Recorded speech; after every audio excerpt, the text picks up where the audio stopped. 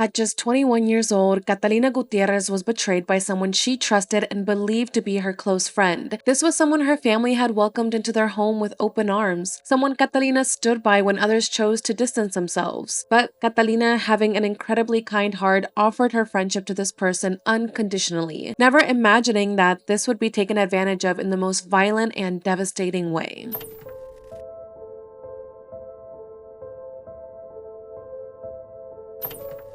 Hi everyone, welcome back to my channel. I hope you're all doing super well. Thank you all so much for being here. Today we're going to be talking about a recent case that has just really stuck with me. It's a terribly tragic case of betrayal. The trial in this case just ended literally a couple of weeks ago, which is why I wanted to wait to cover this case even though it's been highly requested. Just wow, this is just one of those cases that just makes you so angry. It makes you scared to trust people or even form new friendships. You never know who could become obsessed with you or how close danger is to you. It's definitely going to be a very sad and difficult case to listen to, so I am going to be including some resources down below that discuss how to navigate a toxic friendship, the signs that you need to look out for, and how to leave one. I encourage you all to take a moment to read them after you watch this video. Thank you all so much for being here. I appreciate it so much. If you guys are new to this channel, welcome. I hope you guys can join the familia by hitting the subscribe button down below. I post new videos here every single week and I would love to have you. With that, let's take a quick moment to thank today's sponsor, Bombas. Thank you to Bombas for sponsoring today's video. Bombas is a comfort-focused premium basics brand with the mission to help those in need. They launched in 2013 after the founders learned that socks are the #1 most requested clothing item at homeless shelters. From there, they set out to solve that problem by making the things that you wear every day feel good and do good. One purchased equals one donated. Over 150 million clothing items have been donated to those who need them, and they truly are the most comfortable socks to wear. I'm a yoga sculpt and hot Pilates girly, so I love to have some really good quality grip socks. They are a must-have for my workout routine. I'm about to head out to a workout after filming this video, so I have my socks all ready. They're just so cute, so aesthetic. I feel like they just really elevate your outfits. They don't slip. They're super comfortable to wear. They're created with premium materials and also just super soft. And I also just really like the mid-calf look, but they also have lower socks and no-show socks, so there's an option for everyone. Besides workout socks, I also have some cute everyday pairs that are just fun to kind of just spruce up your outfit. So these with the red hearts I think is just adorable, especially because they're not no-show socks, so you'll definitely be able to see these with a pair of sneakers and shorts. I also have this pair with flowers on them, so I just feel they're perfect for the springtime. Bombas don't only have socks for working out or just everyday wear, they also have socks that can dress up your outfits. So there's these super cute bow and frilly socks that are just so dainty and girly, and those would pair really well with your favorite heels or loafers. One amazing feature about Bombas is that they have a 100% guarantee, which means that they offer free returns and exchanges for any reason. Feel good and do good with Bombas, knowing that your purchase is doing some good. New customers get 20% off their first purchase. Just go to bombas.com/Jackie and make sure to use code Jackie20 at checkout. Thank you again to Bombas for sponsoring this channel, and with that, let's jump right into today's video.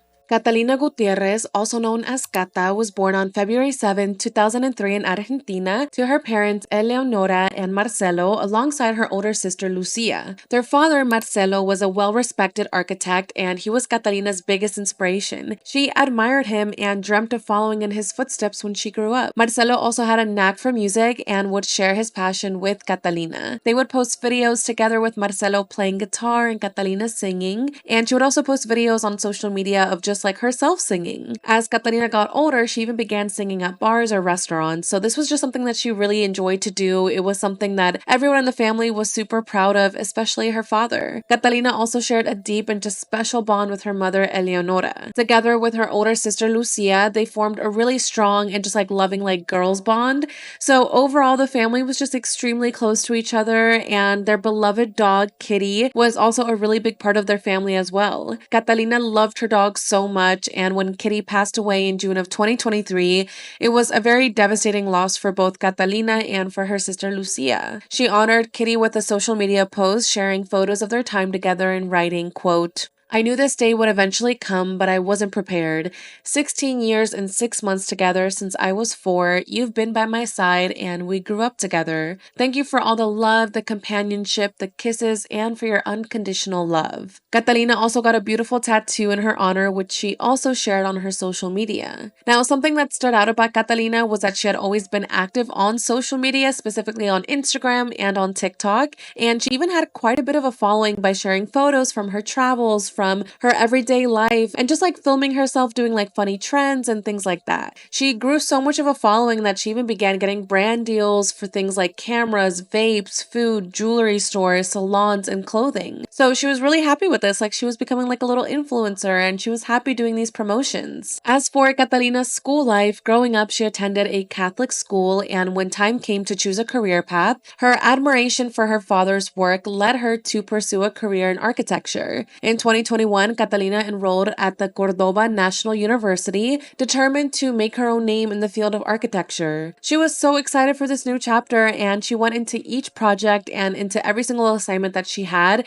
with so much enthusiasm and would share like bits and pieces of her university days on Instagram. From late night study sessions to final projects, Catalina embraced every aspect of her academic life with such a genuine love for her chosen field. Her friends say that she was just like incredibly responsible. She was so focused, so intelligent, and just an overall just amazing person. During this time, Catalina also had a relatively new boyfriend named Ezequiel Garcia, whom she would spend a lot of time with. Besides hanging out with her boyfriend, she would also enjoy going out with her friends for drinks or parties, which brings us to Wednesday, July 17th, 2024. That day, Catalina had plans in the evening with her friends to go bowling at a very popular shopping mall called Patio Olmos in Cordoba. They were going to celebrate the Argentinian unofficial holiday called Friends Day, which takes place every year on July 20th. It's a day or even a whole week to some to just show some appreciation for your friends and just enjoy being with them. So Catalina and her friends were going to, like celebrate it on Wednesday, July 17th at around 8 p.m. Excited for the night ahead, she asked her mom if she could borrow her car, which was a gray one, and her mom was like, yes, perfect, take my car, and with that, Catalina was off. Now, she was running a bit behind on the rest of her friends because earlier she had met up with her boyfriend's parents, but even though she was running late, what mattered was that she was going. At 9:22 p.m., as she was driving to the mall, Catalina sent a voice message to her boyfriend, Ezequiel, telling him that she was now on her way to go hang out with her friends. Now, Ezequiel wasn't going to go to this outing because he had some family visiting him, so Catalina was just like letting him know that she was now heading out. However, time passed and Catalina never showed up to the bowling alley. Her friends were getting worried.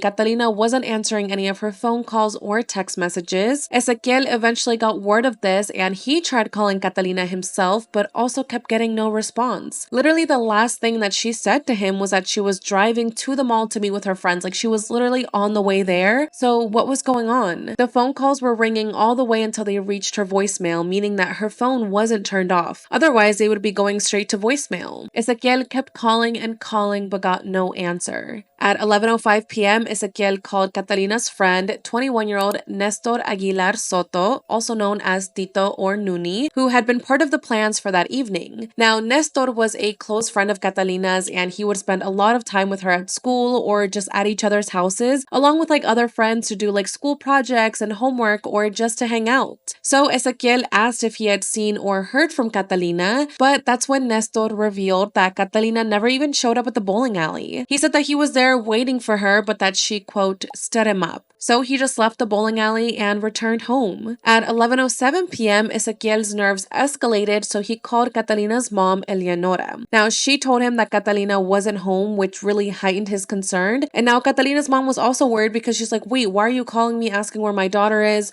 She's not with her friends. She's not at the bowling alley. Like, what is going on? This is when the mom began trying to contact her daughter as well, but got no response. At 11:09 p.m., Ezequiel decided to call Nestor back to relay what Catalina's mom had confirmed, that she wasn't at home. A minute later, Ezequiel reached out to Eleonora again, desperate for answers. At this point, everyone was trying to get in contact with Catalina. They were trying to track her down, but no one knew where she was. And this is when Eleonora told him that Catalina's sister, Lucia, was able to track down Catalina's phone location and that it had pinged at Nestor's house 25 minutes earlier. Lucia even told her mom, like, oh, don't worry, like, I'm looking at her location and she's she's with her good friend Nestor. And they too called Nestor shortly after realizing this at around 11:12 p.m. But he told Catalina's mom the same thing that he told Ezequiel, that he was at the mall, at the bowling alley, and that Catalina never showed up, so he just went back home. But again, they were literally looking on Catalina's phone location that she was at his house, so this just wasn't making any sense. They're like, okay, but her phone is pinging there. So they asked him about this, and he said, like, okay, like, let me look outside, maybe she's parked around here or something like that. But he was like, I don't see her and her car isn't here, so I don't know why her location is pinging in my house. So Eleonora tells Ezequiel all of this, and he was like, wait, what? Like, I just spoke with Nestor and he said that he hadn't seen or heard from Catalina, yet her location is showing that she's at his house. Ezequiel hung up with Eleonora and immediately called Nestor to ask him the same thing. You know, why is Catalina's phone showing up at your house? And again, asked him to go outside and check if maybe she was parked around there or something like that. But again, he said that he didn't see her. However, Ezequiel just felt like something was off. Like, he felt like Nestor wasn't actually responding clearly and was kind of just like avoiding the question. This gave Ezequiel this like unsettling feeling that Nestor knew more than he was letting on. Frustrated at not getting a clear answer from Nestor and just extremely worried now,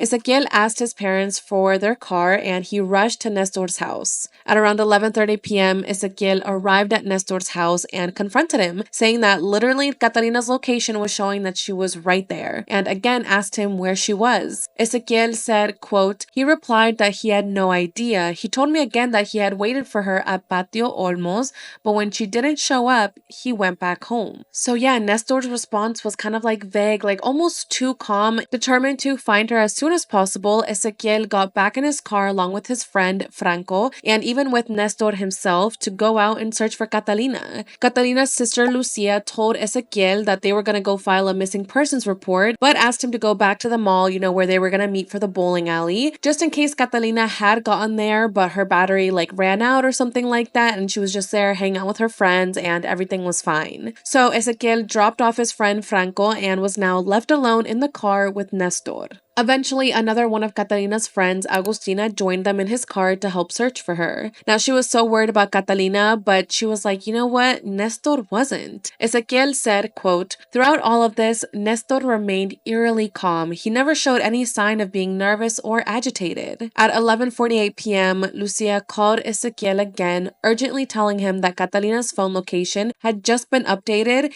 and that it was now showing that she was in an area called Las Flores. Ezequiel said that Nestor was the one like relaying this information to him because he was driving. So it was like Nestor has Ezequiel's phone and is like, oh, this is what Catalina's sister just said. So as they were driving, Lucia called Ezequiel's phone once again and Nestor answered. Nestor was like with the phone, he was listening intently, and Ezequiel heard Nestor let out a quiet ooh. Ezequiel heard this and a million things were running through his mind. Like, what was that expression? Was it relief? Was it worry? Like, what did Lucia just say? Nestor then asked Ezequiel to pull over, and his heart was just pounding in his chest as Nestor handed him his phone. Lucia's voice on the other end was shaky and broken. She said words that changed everything. Catalina is dead. Ezequiel stumbled out of the car shouting in disbelief. Agustina, her friend, was also crying, and Nestor was shouting that he just couldn't believe it, and he was like grabbing his head, and everyone was just so confused. Their night turned into their worst nightmare so suddenly. How could Catalina be dead? Her family reported her missing, and then just 30 minutes later, she was found? What happened? Well, after Catalina's family filed the missing persons report,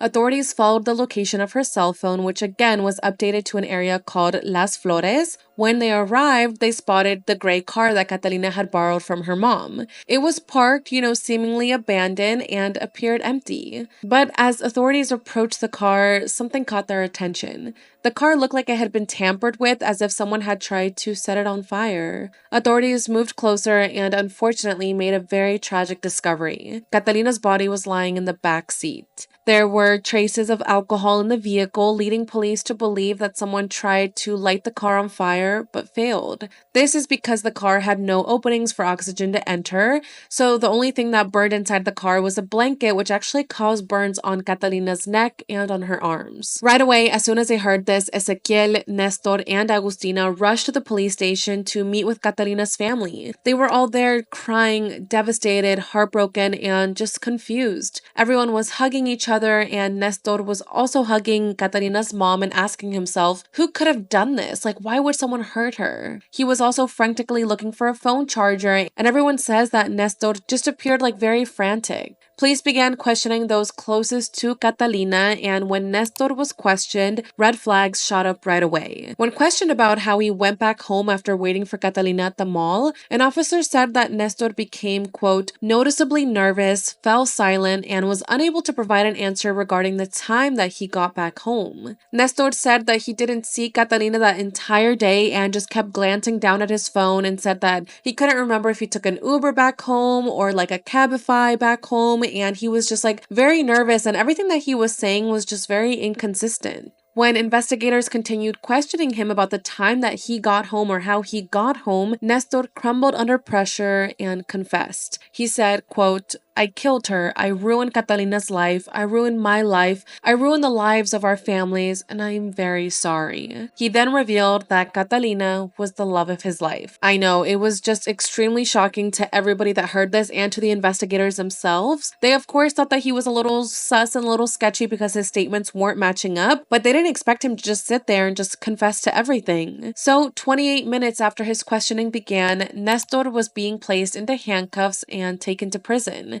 Catalina's family did not understand this. They were like, wait, what? Nestor, a good friend of Catalina's? Like, why did he do this? This doesn't make any sense. Catalina's mom said that Nestor often visited their home, and she would tell Catalina like, oh, invite him over for lunch or dinner, like make him feel at home, because Nestor actually wasn't from Cordoba. He was just there studying, so he didn't really have any family or friends there. So Eleonora like took him in and was like, let's make him feel like he's part of the family. She said that he and Catalina would stay up late doing projects and homework together, so this just didn't make any sense. However, after she had some time to kind of like let this sink in, Eleonora did later mention that when Nestor first arrived at the police station with Ezequiel, his behavior just like struck out as odd. He was being like overly affectionate and hugging her more than usual, and that just made her feel really uncomfortable. Now, she did share her concerns with her husband and with her other daughter, Lucia, telling them that something just didn't really feel right about how much he was trying to like hug her and comfort her. So now, knowing that Nestor confessed to killing her daughter, she's like looking back at it like, yeah, his behavior this entire day was really weird. Now, Nestor remained in prison and was kept isolated from other inmates. Despite this, another inmate actually approached Nestor and threatened him, asking where he was staying and implying that he was going to kill him. Soon after this, he was moved to a new wing with lower risk inmates. Nestor's defense said that he wasn't really doing great behind bars, but was improving with support from a social worker and from a psychologist. They also reported Nestor expressed deep remorse for killing Catalina, and that behind bars he was maintaining strict control over his diet and physical condition. They said that he was like working out in prison and taking like cold water baths, which he believes helped him stay in good shape.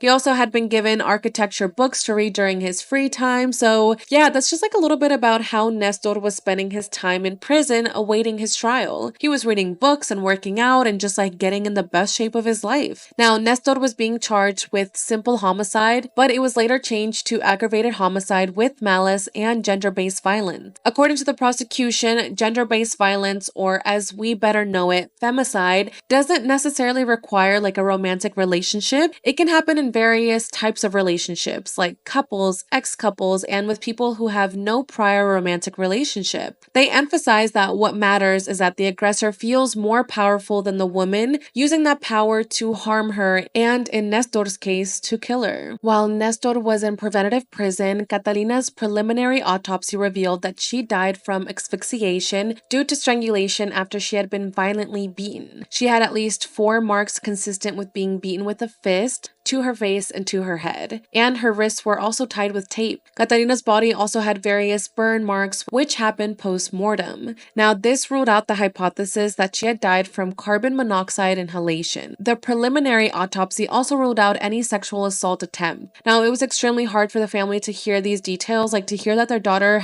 that someone had tried to light her on fire and had beaten her with their fist and just all of this stuff. It was just horrifying to think about. After investigators began speaking with people close to Catalina and Nestor, they began forming a hypothesis. Investigators learned that Nestor had a sort of, quote, toxic relationship with Catalina. Friends said that he often demanded Catalina spend more time with him and would get really jealous and upset if she would go spend time with her boyfriend and would make frequent scenes about it. He would blame her for his sad mood, saying that he felt like pushed aside and he just basically wanted all of her attention. Friends said that they believed Nestor was in love with Catalina, but the feeling, of course, wasn't mutual. So investigators were now seeing that Nestor constructed this illusion of a friendship when in reality it was a dangerous obsession with Catalina. During a search of his apartment where he lived alone, because again he wasn't from there, investigators found one of Catalina's rings, which they believe she lost while trying to fight back. They found locks of hair in different parts of the home and damp clothing in the washing machine, suggesting that Nestor washed his clothes as an attempt to erase any evidence. Investigators also found two crucial video recordings from nearby surveillance cameras. One from a security camera right in front of Nestor's apartment, which captured him dragging Catalina's body inside the backseat of her car, this confirming to investigators that the murder did take place inside his apartment. And the second video showed him driving along the route from his house to the location where the abandoned car with Catalina's body inside was found. Investigators were also able to determine that Catalina arrived to Nestor's house at around 9:35 p.m. So now that police had all of this footage and were kind of putting the pieces together, they now had to find out why Catalina was even in his house in the first place, because she had again told her friends and her boyfriend that she was on the way to the mall to meet everyone at the bowling alley. So how did she go from driving to the mall to now being at Nestor's apartment? Since the outing with the friend group was at around 8 p.m. on the night of July 17th, 2024, and as we know, Catalina was running late, this could have sent Nestor over the edge. Investigators believe that he thought Catalina wasn't going to show up at the mall at all and was going to stand him up like how he kept telling everyone. So he decided to just go back home and told Catalina that she was the reason for his frustration, that she, quote, stood him up and was now upset. And investigators believe that Catalina, being the kind friend that she always was, offered to pick Nestor up on her way to the mall so that they could drive together and go meet up with the rest of their friends at the bowling alley, to show Nestor that she wasn't going to ditch him, that she was just running late and that she wasn't trying to stand him up. So she was like, let me just pick you up, it'll be fine, we're gonna go together, no worries. And once Catalina arrived and entered Nestor's home, investigators believe that he probably told her how upset he was at the fact that she was running late and how she didn't give him enough attention, or how she, quote, didn't take his feelings into consideration, that Nestor was basically just complaining to Catalina about how she didn't spend enough time with him, how she pushed him aside and just ignored him, just again, he just didn't have a correct viewpoint of how their friendship actually was. He just was obsessive over her time and was just upset about this. So he confronted her about this, and this eventually would have caused an argument. And at some point during the time that she was inside Nestor's apartment, he would have beat her, leaving her unconscious, then strangled her and tied her wrists together. At this point, investigators didn't know how he strangled her, whether with his own hands or with some type of cord or a belt, a rope, cable, or clothing item. After this scenario that investigators believed went down, Nestor is seen on surveillance camera placing Catalina's body inside her car. Nestor would have driven the car alone, abandoned it, and attempted to light it on fire. And that he either walked back to his house, placing the clothing that he wore in his washing machine, changed clothes, and then went back to meet his friends at the mall, faking his concern over Catalina's absence. Now, this was the hypothesis that investigators had created. This was also backed up by some of the evidence found at his house and the two key surveillance videos. I know this was a lot of information to go over. I swear, just doing the research for this video, I was like, oh my gosh, there's just more and more and more. I think the fact that Catalina went back to his apartment to offer him a ride and just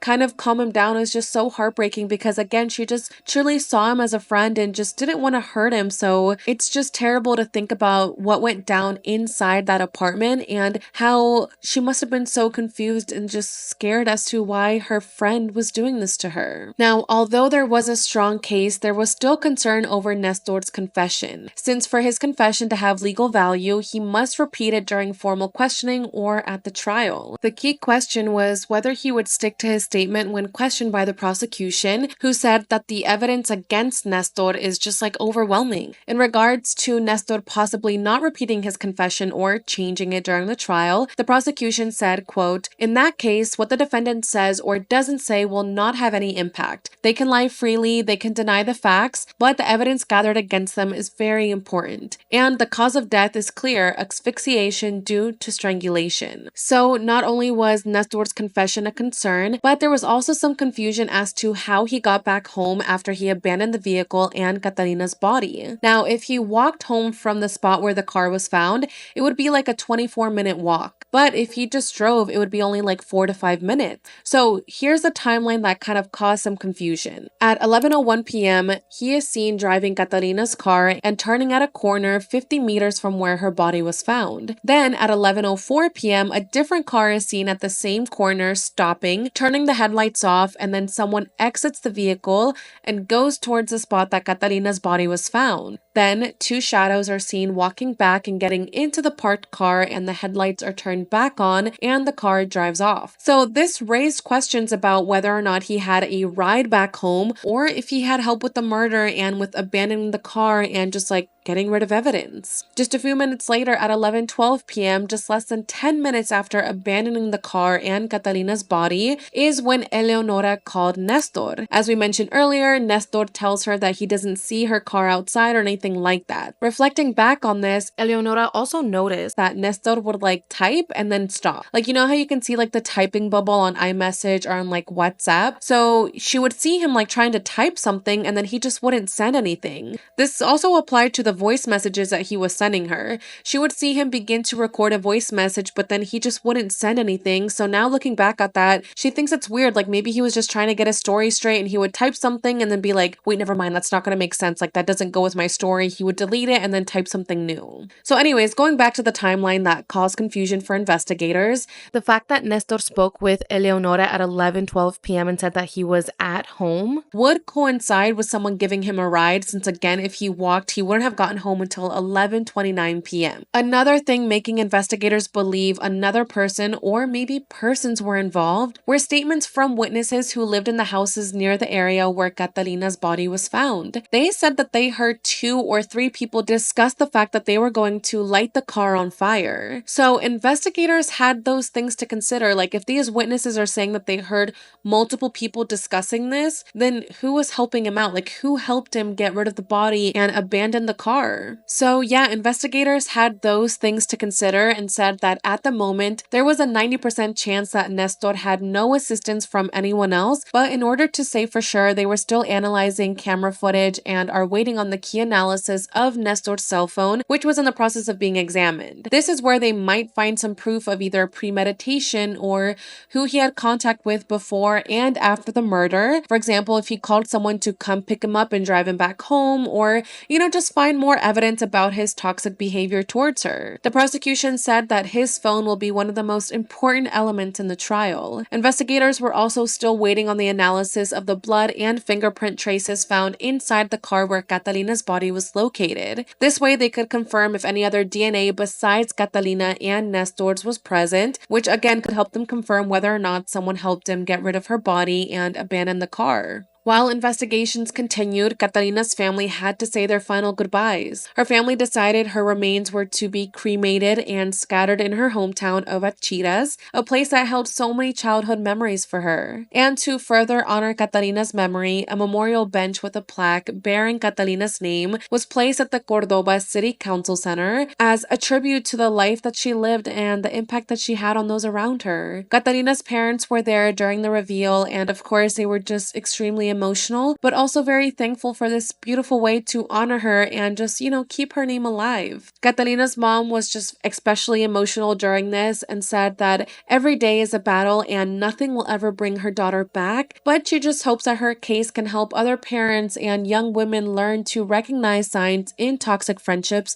and in relationships. As for Catalina's father, Marcelo, he spoke about the shock and pain that the family was experiencing. He said that Nestor had visited their home home 1,000 times since Catalina would invite him over for dinner, to watch sports games together, and just spend time together as friends during his time at university. He expressed that he just couldn't understand what happened, saying that it just breaks his heart that his daughter had been an excellent daughter and just like a perfect student, always full of joy and just so much positivity, and then this horrible thing had to happen to her again by her friend, someone she trusted. Marcelo also said that Catalina never mentioned any like strange behavior from Nestor, not even to her sister, and they shared everything with each other. So again, this was just like a shock to everybody. They were like, wait, how did this happen? Marcelo described Nestor as a, quote, mentally sick person and demanded justice, saying that Nestor didn't deserve to live in society and that he should spend the rest of his life in prison. He also said that even animals wouldn't commit such an act and wished for Nestor to suffer 3 times the pain his family felt. Marcelo said one of the most chilling moments occurred after the discovery of Catalina's body, when Nestor hugged Catalina's mom and tried consoling her, acting like he literally didn't just murder her daughter, abandon the car, and then tried to light her body on fire. So he was like thinking back on this and just like having that picture in my mind of Nestor hugging my wife and comforting her after our daughter's body was found. Again, now knowing that he did this is just absolutely evil and just disturbing to think about. Marcelo said he would have felt disgusted if Nestor had approached him during that time, and again said that he had never suspected him being capable of such a crime, believing him to be a trusted friend of Catalina's for over 3 years. Marcelo also mentioned that while he couldn't confirm if Nestor had any accomplices, that the authorities had assured him that the security cameras had captured everything that night, and it was only a matter of time before more details came to light. As for Catalina's sister Lucia, she shared an emotional tribute to her sister on social media with a photo of her new tattoo. Lucia had her sister's name tattooed on the inside of her arm, and she shared it on social media with a caption that read, "My soul is shattered into 1,000 pieces. There are no words for the immense pain I feel. Help me, give me strength, don't let me go, because without you, I can't go on. I'm still here for you, fighting for you forever.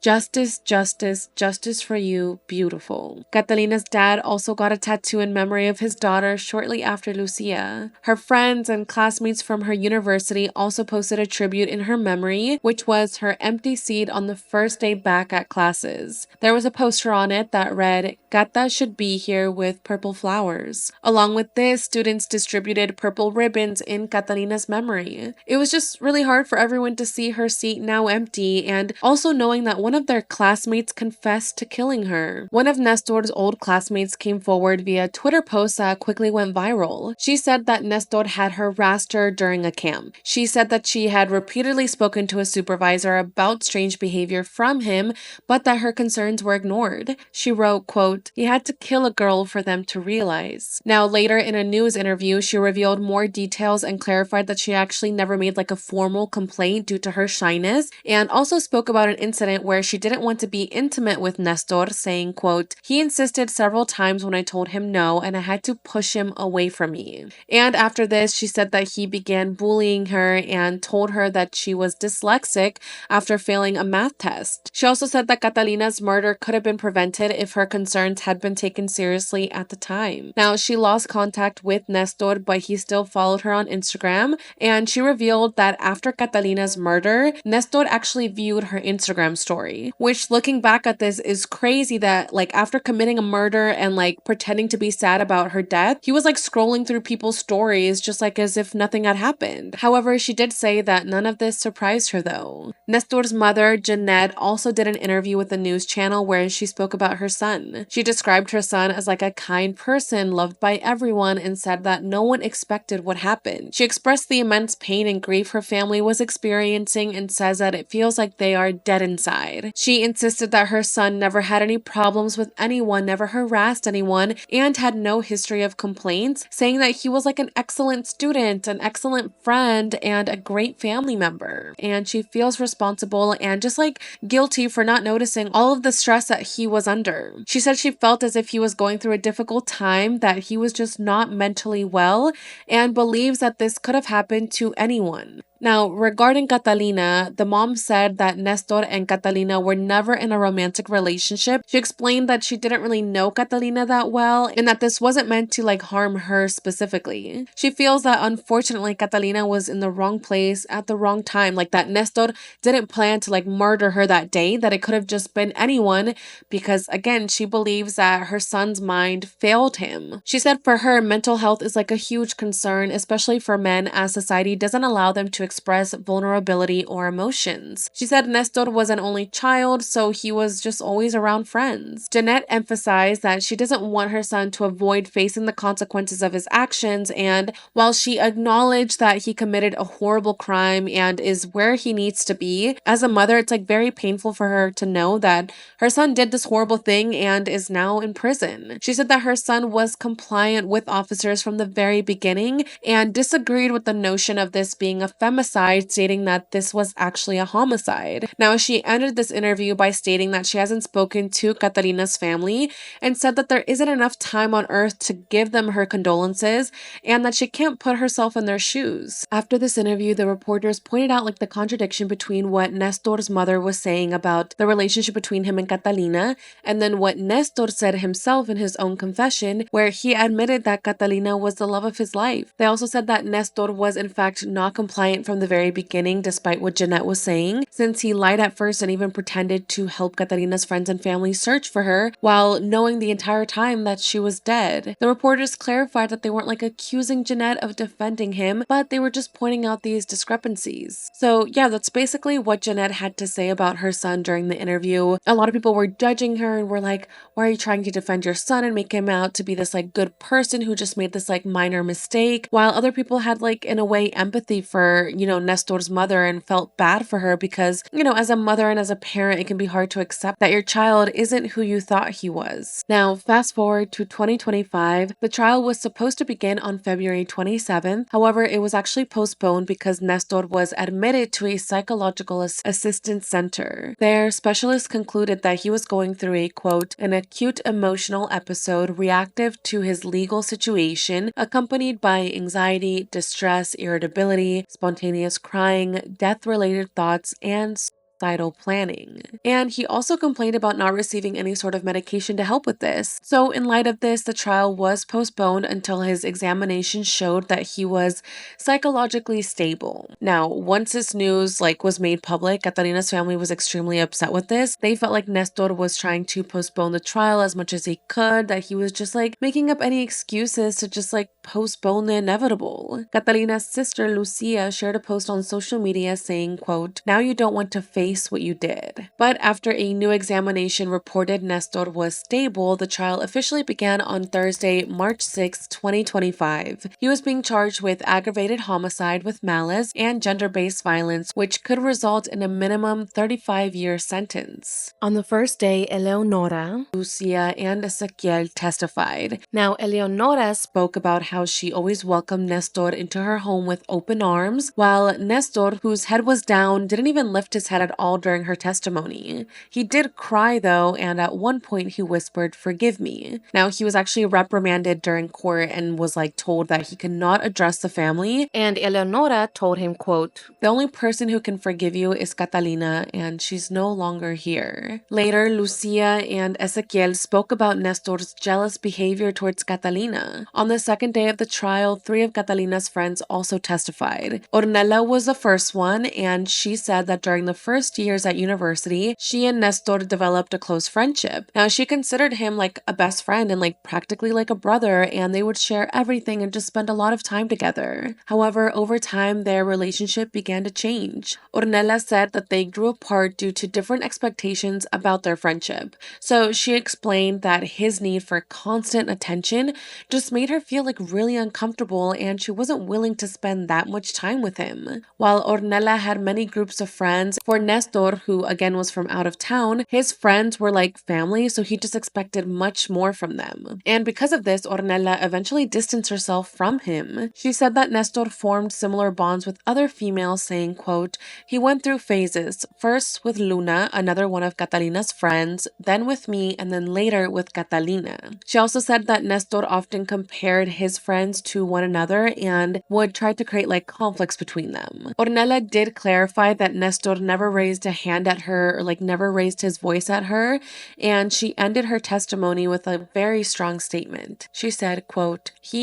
is a murderer." So I had to take like a little quick break to recharge my cameras and recharge my lights. Anyways, let's get back to Luna's testimony. She then recalled a time that Nestor had like a violent outburst, saying, quote, "I went to his house and his washing machine was broken because he had an attack and he hid it." She also went on to add that Nestor had that same behavior towards her as he did with Ornella. Now, he had very high expectations from their friendship, and when Luna got a boyfriend, she said that her friendship with him changed in a way that made her just feel very uncomfortable. She said, quote, "He told me that he didn't like my relationship with my new boyfriend. Whenever he could, he would say that he didn't like him." Similar to Ornella, Luna eventually distanced herself from Nestor, and then he went on to do the same thing to Catalina. It's really scary like hearing that testimony and just hearing how he would start off friendly and like just like such a kind person to be around, and then the minute that you either got a boyfriend or just kind of stopped paying attention to him, he would just kind of like just go downhill. Now, Luna described Nestor's relationship with Catalina as one of, quote, possession, and he would message her if Catalina didn't reply to him quick enough, saying that Catalina was just like pushing him aside and ignoring him. Another friend's testimony was from a friend named Selena. She was mainly Catalina's friend, but she recalled an episode where during a school trip, Nestor angrily insisted that Catalina sit next to him, and it just struck her as like very odd, like why do you have to sit next to her? She said that Catalina's friendship with Nestor was toxic, filled with jealousy, and just constant reproaches. Additionally, Selena pointed out that she had heard various homophobic comments from Nestor, and during a period of tension in his friendship with Catalina, Nestor attempted to get closer to her, which was odd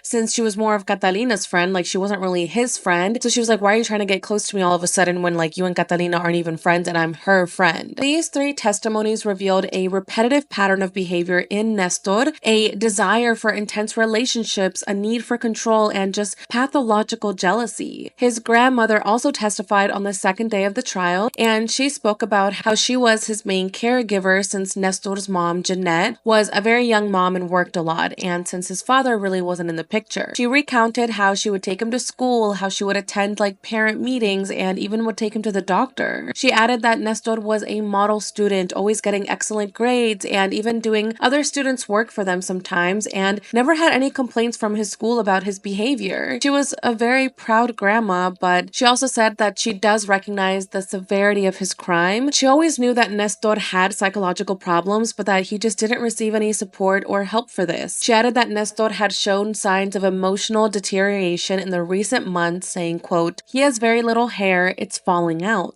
Grandma also claimed that she and her family had received threats after the incident, and she ended her testimony by saying, quote, "Two people died here, Cata and my grandson, who is dead inside. May Catalina rest in peace." On the third day of the trial, various forensic psychiatrists and psychologists testified. They described Nestor as having narcissistic, obsessive, impulsive, and controlling traits. Jealousy was noted as a key part in the relationship that he formed, and they concluded that there was no evidence of any mental pathology. One psychologist said that on one hand, Nestor had very good social skills, which is why he was able to make so many friends and like so many people genuinely liked him at the beginning, but on the other hand, he had an inner emptiness, emotional deprivation, insecurity, and a constant need for attention. The psychologist said, quote, "These two elements clash, and there's an identity confusion. He can't answer the question, who am I?" They also explained how due to Nestor's emotional void when attention wasn't given, it led to frustration and just feelings of invalidation, which in turn reduced his empathy and increased irritability and his aggression. The experts highlighted past instances of this aggression and impulsiveness,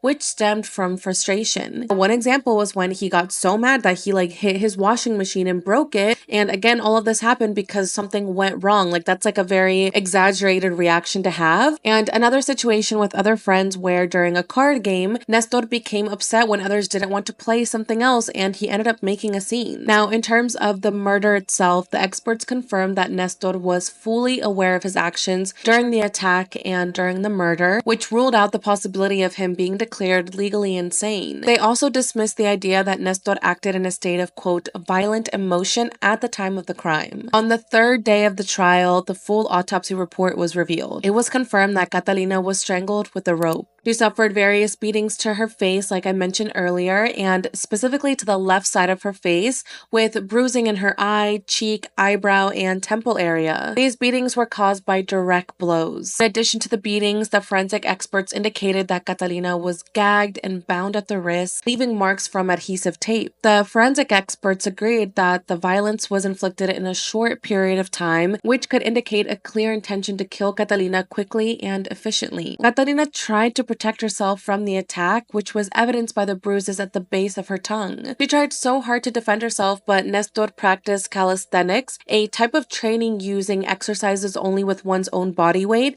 and he also did martial arts, so Catalina's chances of defense were very low. This was extremely difficult for Catalina's family to hear in the courtroom, just hearing how brutal her death was and how much she suffered. It was just devastating for everyone. On the fourth day of the trial, 4 other friends testified. I won't go into full detail about their testimony because it kind of goes along with what the other friends testified about how they also felt that Nestor was just like very obsessive. He was just obsessive and controlling over Catalina, and when she began dating her boyfriend, he would just demand more attention from her, and that Catalina was beginning to kind of get annoyed by it. However, one friend did give a little bit more insight. She spoke about a past incident where she almost got intimate with Nestor, saying, quote, "We went to the club, he was there, we drank alcohol, and I kissed him. I went to his house. It was more than kissing, but we didn't have sex." She said that after that night, she asked Nestor to remain just like classmates, like she didn't really want to do anything more with him. It was kind of just like a one-off situation, but that he began displaying jealous and controlling behaviors, which just further shows how possessive Nestor is. During these testimonies, it was also revealed that Nestor had a board in his room with his female friends' class schedules, which is not normal behavior. Like, he was keeping track of them and like,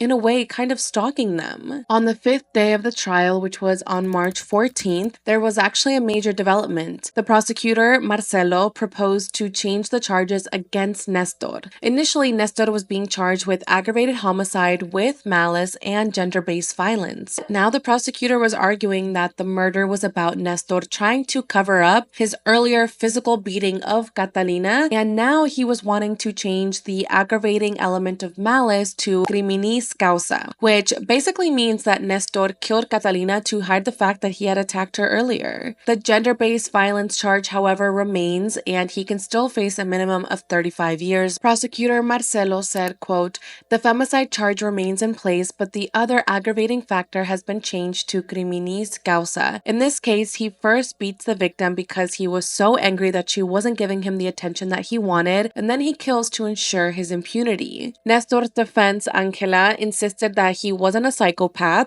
that he wasn't violent, and that he doesn't have the traits of a killer. She said, quote, "The first evaluation of Nestor Soto, what does it show? That he is not a psychopathic person, that he doesn't have traits of a femicide from any perspective, that he is homosexual, that he can't be in love with a girl because he openly has a declared homosexuality, his whole circle knew, and that he is not a violent man either." She also referred to what his exams showed, that he experiences disassociation, where the lines between reality and fantasy become a little bit blurry, and clarified that this is what the psychiatrist said he has, not herself. So she's like, I'm not diagnosing him, like this is what the exam said. Angela acknowledged that Nestor needed to serve a sentence, but insisted that this was not a femicide. In regards to the claims from Nestor's defense that he is gay, and that's like why he couldn't fall in love with Catalina and, murder her because he was in love with her, Catalina's dad, Marcelo, spoke out about this and said, quote, quote, "The examination determined that he doesn't have any psychiatric illness. He knew exactly what he was doing the day he killed my daughter. They tried to make him look crazy, and at one point the defense said that he was gay. That's ridiculous. Being gay doesn't give you the right to murder anyone." The prosecution said that the defense was trying to paint Nestor as someone who wasn't capable of committing a femicide because he is gay and not romantically interested in Catalina, but reiterated that there doesn't need to be a romantic relationship to commit femicide. Now, two of his friends, Lucas and Ulises, and Catalina's friend Agustina also testified on this fifth day in court. Agustina recalled yet another event where she saw Nestor's anger. She said that one time he broke a knob on his oven one day in his apartment,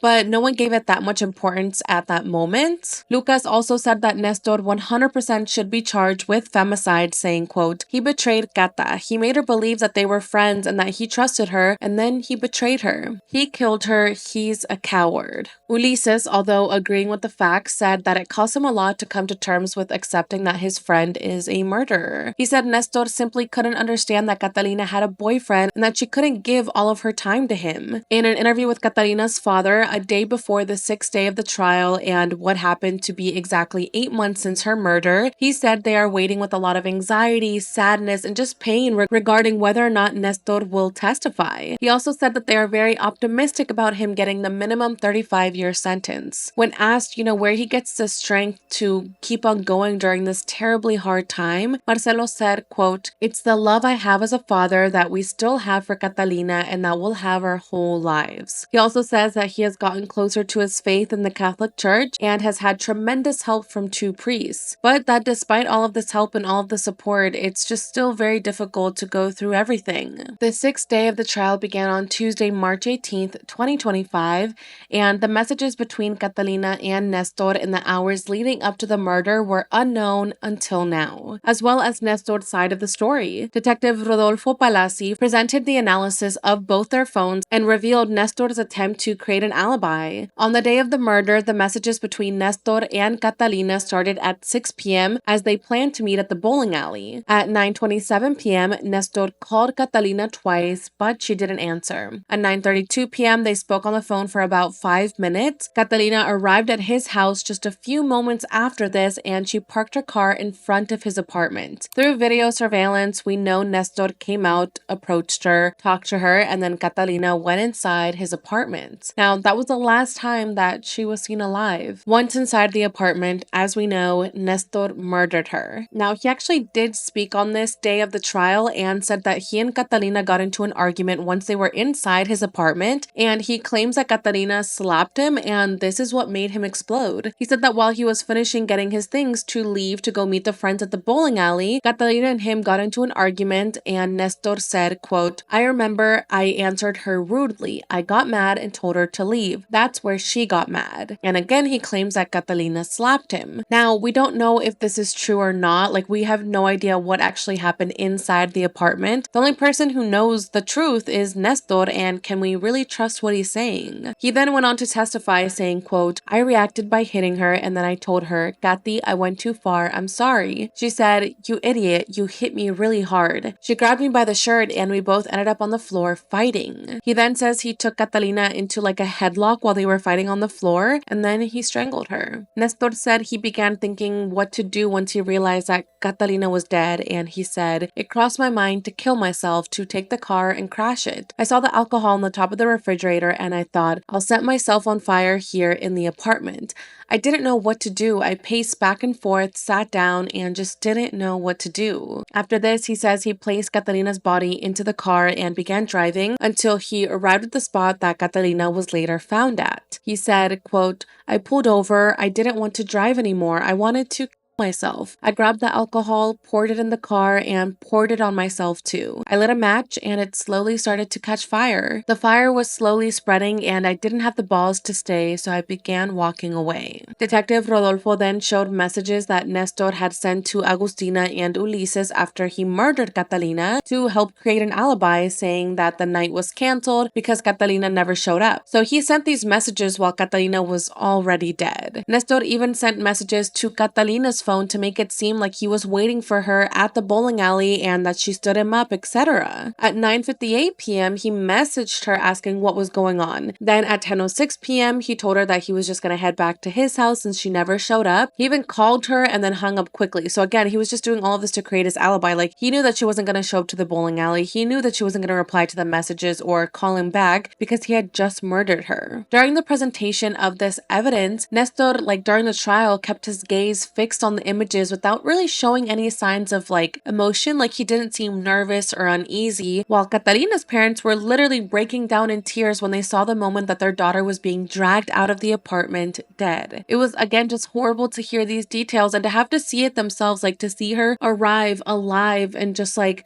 there for her friend at his apartment, and then to just later see him carrying her body out, knowing that what he did was so brutal inside. It's just so disturbing and so heartbreaking. Now, in regards to what his lawyer said about his sexuality, Nestor said that he was very private with that no one knew his sexual orientation, only Catalina and some very close friends, but that was it. Prosecutor Marcelo again said that the defense is trying to erase the gender-based violence charge, the femicide charge, with these statements to lower his sentence. Eventually, during the trial, Nestor actually spoke to Catalina's family. He started by saying that he regrets what he did every day and wanted to sincerely apologize to Catalina's family. He said he isn't what people are saying about him, that he was crazy, jealous, and that he planned this murder. He's like, that's not what happened. Like that's not what happened, that he did commit murder, but that he did not commit femicide. He also went on to add that he was very remorseful for his actions, and he was saying this like through tears, and mentioned that he was raised in a beautiful family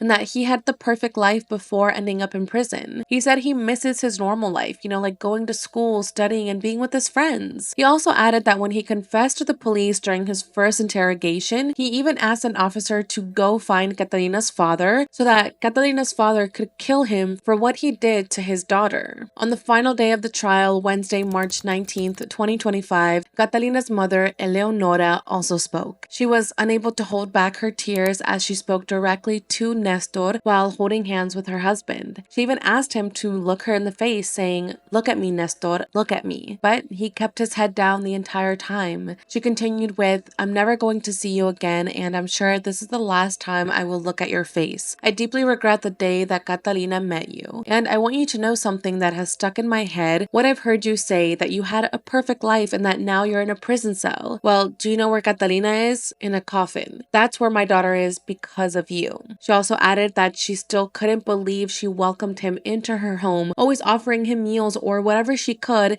and that he turned around and betrayed her baby and ruined all of their lives, turning their family of 4 into a family of 3. She said he is in fact a wolf in sheep's clothing, and she asked for Nestor to get the maximum sentence. Now, Nestor was asked if he wanted to say like any last words, and he said no. This same day, Nestor was given the maximum sentence in Argentina, which is a minimum of 35 years. Catalina's family broke down in tears and they all hugged once they heard the verdict and heard his sentencing. Outside the courtroom, friends and family members chanted, "Catalina Gutiérrez, present now and forever." Her mom said although justice is served, the loss and the pain that she feels will never go away. Through tears, she asked herself if Catalina called out mom to help her while she was being strangled, and just that's so emotional to read out loud and to just even think about if Catalina did do that, if she was screaming out for help, and if she was calling out for her mom. Eleonora added that seeing Nestor in the trial was really hard, and the fact that he was just like a few feet away from her, she said, quote, "Looking at his hands and thinking that those hands were the ones that squeezed my daughter's neck."